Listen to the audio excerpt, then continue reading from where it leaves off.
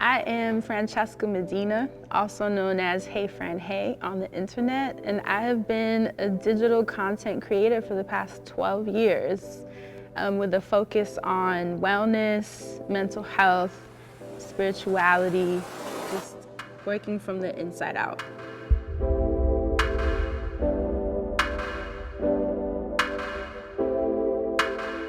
The journey for me began by accident. I think now being a digital creator is more of a job, but back then in 2009, it was just something that we did for fun, a way to find community. I had actually been dealing with some health issues, some kidney infections, and trying to change my diet, my lifestyle. I started incorporating more fitness, doing research, and use the internet as a way to share what I was learning. Back when Tumblr was like the big news site, and it was like a journal documenting my process. It turned into a business for me when a friend of mine, shout out to Francesca Ramsey, known as Cheska Lee, she was like, I think you would be so cute on YouTube. And I was like, I don't know, people are mean, like the comments were a little sensitive. But then I thought about it and I was like, there are people who are visual learners. What inspires me to keep creating is honestly doing it on my terms. That's one thing that has allowed me to do it for 12 years. I think one thing that can happen when you do become a business is that you lose sight of why you started doing it in the first place.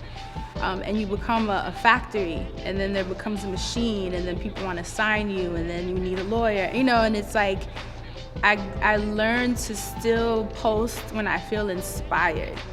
I like a schedule where I have more free time.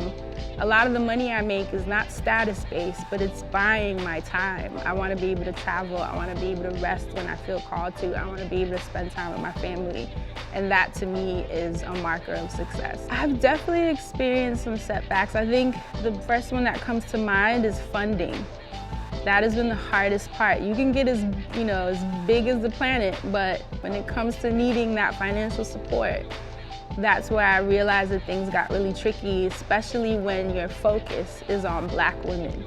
I had an inner circle of friends who have done really well for themselves who were like, listen, whatever you need, we'll figure it out.